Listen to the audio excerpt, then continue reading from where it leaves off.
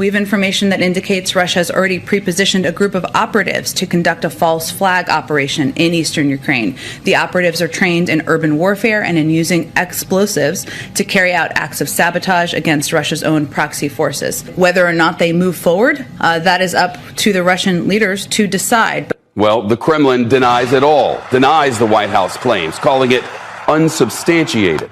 But it's undeniable that Russia has massed more than 100,000 combat troops along the Ukrainian border. This week, the Russian military held tank drills in the mud and snow, and Russian snipers trained at a shooting range near the border. Today, a massive cyber attack knocked out dozens of Ukrainian government websites. The hackers posted this warning message on the sites. It reads, "Be afraid and expect the worst."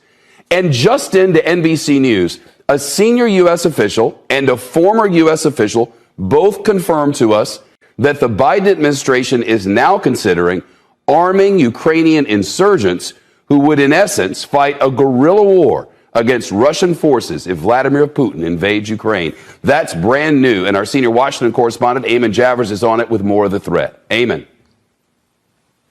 Shep, that's right. The Ukrainian government said today that cyber attack hit as many as 70 websites of government agencies, including the Ministry of Foreign Affairs, cabinet ministers, and Defense Council. Now, the White House said President Biden was briefed on the attack, but did not confirm who was behind the strike. And an official said the attack seems limited so far. One expert told me today the Russians likely did this as part of their hybrid warfare campaign against Ukraine. The reality is, prior to the invasion, we're sort of in this heightened state of conflict or competition where cyber is sort of the perfect tool, right? It is that sort of last major aggressive tool before we cross that line. A U.S. official also said today that intelligence shows Russia is pre-positioning trained urban warfare and explosives operatives in Ukraine to carry out a false flag operation that could spark hostilities. Meanwhile, in Russia, arrests today of several alleged members of REvil, a Russian criminal hacker gang responsible for attacks on American companies in industries as diverse as meatpacking and software. The Russian FSB Domestic Security Service said it acted today in response to an appeal from the U.S. government. Now, the U.S. said one of the men arrested today was responsible for this summer's hack on the Colonial Pipeline that disrupted gas supplies on the East Coast. Some see the unprecedented Russian crackdown today as a message to the United States. The message they're clearly sending to us is, if you want to see cooperation on ransomware and other issues, do not sanction us. Let us invade Ukraine effectively without much cost. Shep, it's that or else that has policymakers on edge in Washington tonight. The next steps in the crisis are not clear. The Ukrainian president today proposed three-way talks with the United States and Russia and Ukraine. The White House said diplomacy is the best path forward, but did not specifically commit to those talks, Shep.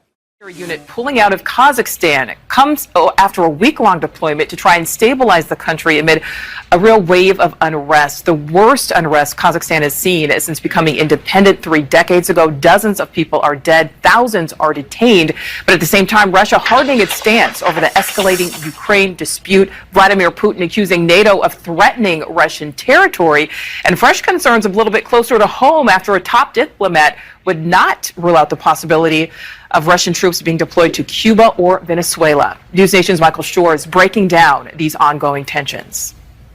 A war of threats continuing between the United States and Russia, now bringing the discussion closer to our shores. Russian Deputy Foreign Minister Sergei Ryabkov saying Thursday that sending, quote, military infrastructure to Venezuela and Cuba is on the table. Is this going to be a new Cuban Missile Crisis? I don't think so. University of Florida Assistant Professor of History Seth Bernstein talking about a redux of the 1962 missile scare in the Caribbean. It may just be that Putin sees this as an opportunity to gain attention and to extract concessions. And in that sense, I think that the mention of Venezuela or Cuba is a similar ploy. At issue is the buildup of over 100,000 Russian troops at the border with Ukraine, a response, the Russians say, to NATO advancement in the region. Russia Thursday also responding to a threat of sanctions proposed by New Jersey Democratic Senator Robert Menendez aimed at President Vladimir Putin, warning they could sever ties with the U.S. The Russian government has been phrasing its intervention in Ukraine as a defensive maneuver. So it's defending its interests. Venezuela and Cuba would clearly be offensive maneuvers. And I don't think the Russian population would have an appetite for that. Recent talks between the two nations have yielded no resolution, and the 57-nation Organization for Security and Cooperation in Europe met again today on the Ukraine issue with no success. Seth Bernstein emphasizing that Ukraine and not Latin America remains the vital focus.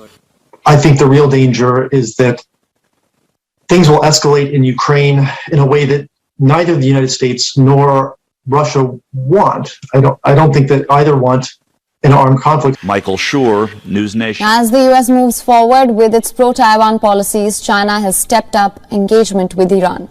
In the latest, Beijing has expressed its readiness to team up with Iran to resist interference in internal affairs.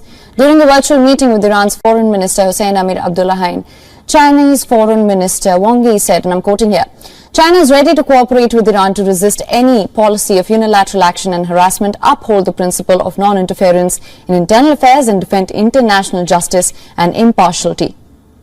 The Chinese engagement with Iran comes after the United States invited Taiwan for a virtual summit on democracy in a move that made Beijing see it red. China acted aggressively against the invite, rejecting it, and accused the United States of using democracy to achieve geopolitical goals.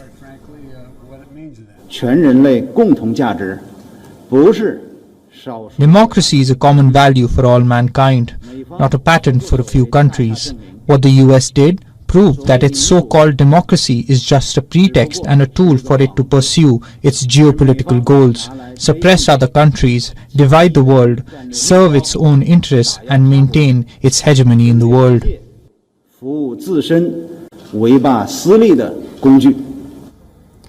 As a member of the P5 nations that are part of the Joint Comprehensive Plan of Action, commonly known as the Iran nuclear deal, China's support to Iran may act as a deterrent for the United States ahead of the resumption of negotiations.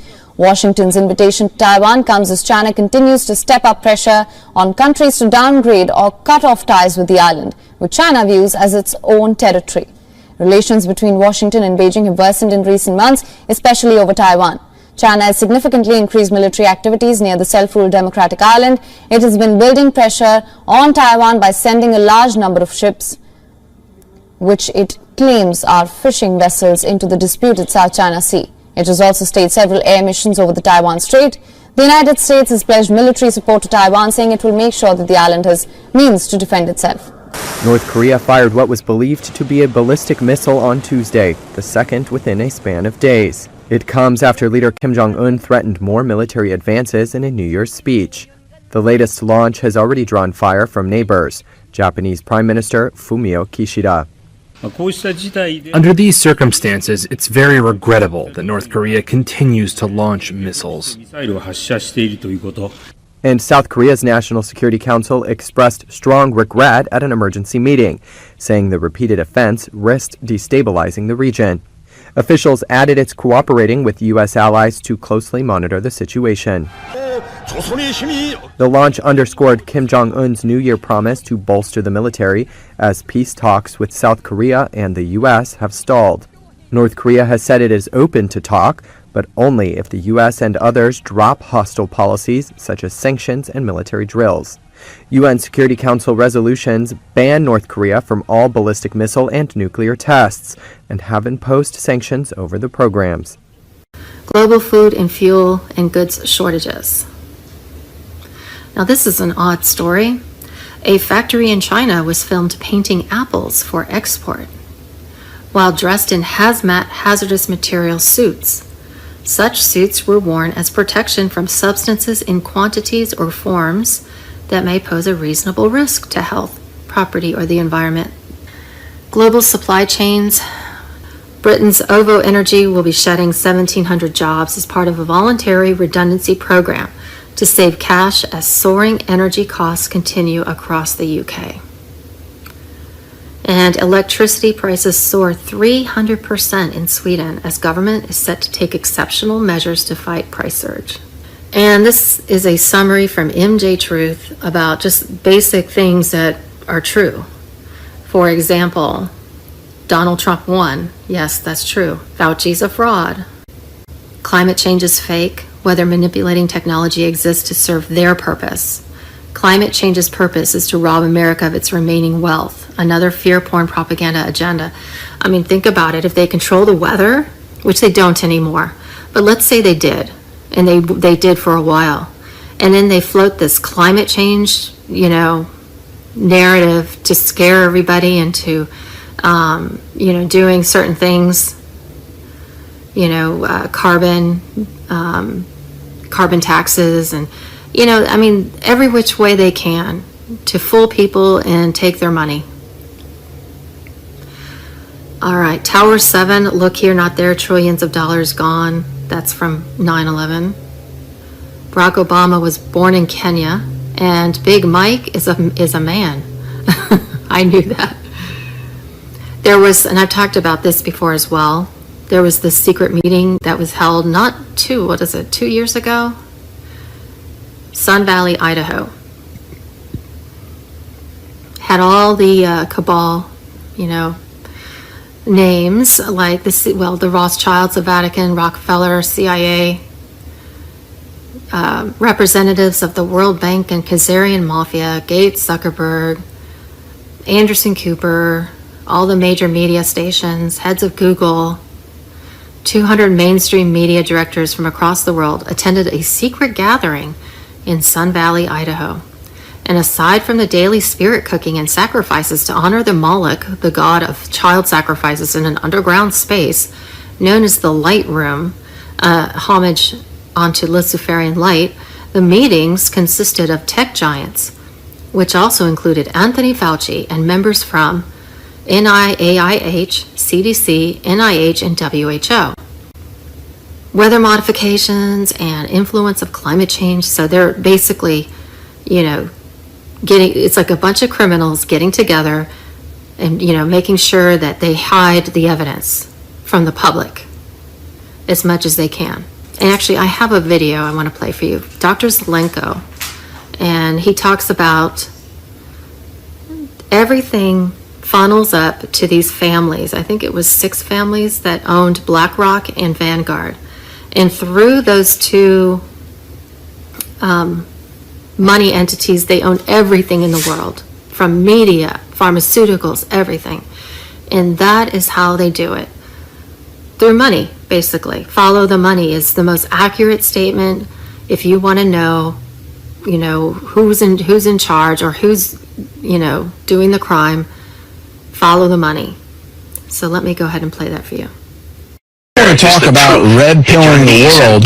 I'm going to read this entire statement from Dr. 𝐶𝐍 Zelenko, and just wow, I would say, to this powerful statement.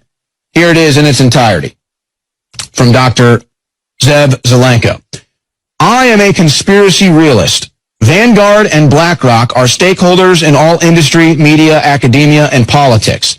Vanguard and BlackRock invest in each other through something called circular ownership. Thus, consider Vanguard and BlackRock as a monopoly that owns everything. With due diligence, you will discover that the major stakeholders of this monopoly are the Rothschild family, the DuPont family, the Rockefeller family, the Carnegie family, the Orsini family, the American Bush family, and the British royal family. They use the following foundations to ferment chaos around the world: Bill and Melinda Gates Foundation, Soros Open Society Foundation, Clinton Foundation. These foundations are instrumental for geopolitical destabilization. Chaos is good for business and power acquisition. Only a divinely inspired force can overcome this Goliath. Boy, that's maybe the most powerful statement in this whole thing. I go on. The world will be redeemed by acts of goodness and kindness. We need collective divine consciousness in order to merit divine intervention. The owners of the Vanguard BlackRock monopoly are a manifestation of the primordial serpent. I'm very optimistic about an upcoming redemptive event that will rebalance our dark world. Fasten your seatbelts and enjoy the ride. Vladimir Zelenko, MD. Very powerful. But boy, oh boy, that ending is something else, isn't it? Only a divinely inspired force can overcome this Goliath. Boy, doesn't it feel that way? That's why people are turning back to God. That's why people are getting on their knees and praying for a divine intervention, praying for God's intervention, because this world is getting so dark and twisted and evil, and it's ruled by such sadistic and diabolical forces. And so I repeat it, this I think is the most powerful part. Only a divinely inspired force can overcome this Goliath. The world will be redeemed by acts of goodness and kindness. We need collective divine consciousness in order to merit divine intervention. The owners of the Vanguard BlackRock monopoly are a manifestation of the primordial serpent, the devil. The owners of this planet are a manifestation of the devil.